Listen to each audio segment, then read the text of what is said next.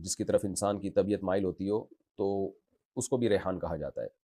تو اس کے دو ترجمے کیے گئے ہیں، ایک تو یہ کہ دانے چھلکوں والے ور ریحان اور بقیہ کھانے کی چیزیں،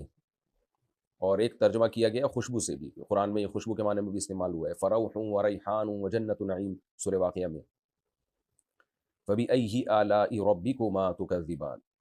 ریحان سے مراد کوئی مخصوص خوشبو نہیں ہے، ریحان کا مطلب جو بھی خوشبودار پودے ہوتے ہیں، خوشبودار کھانے ہوتے ہیں، یہ سب اس میں داخل ہے۔ فبأي آلاء ربكما تكذبان، پس اے جنات اور انسانوں تم دونوں، کما کا مطلب تم دونوں،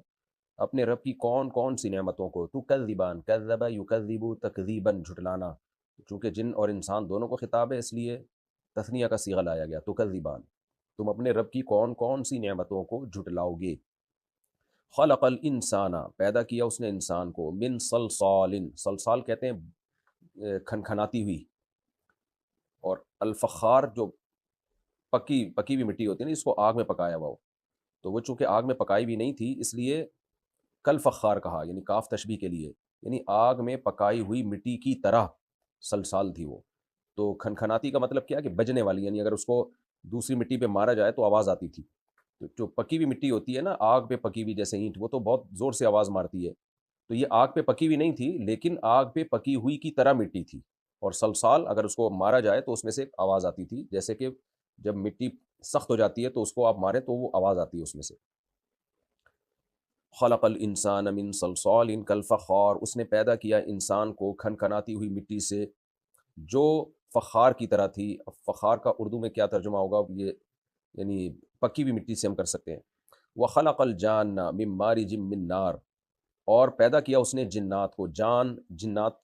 کی جنس ہے یعنی جنات کو، من مارج من نار، مارج کہتے ہیں شعلے کو جس میں دھواں نہ ہو۔ جب آگ جلتی ہے نا تو بہت صاف ستھری جب آگ ہوتی ہے تو اس میں جیسے ہم گیس کا چولہا جب جلاتے ہیں تو کیسی پیور آگ نکل رہی ہوتی ہے جس میں گیس جل رہی ہوتی ہے۔ لکڑیاں جب ہم جلاتے ہیں تو اس میں دھواں بہت زیادہ ہوتا ہے، تو جو صاف ستھری آگ ہوتی ہے جس میں دھواں نہیں ہوتا،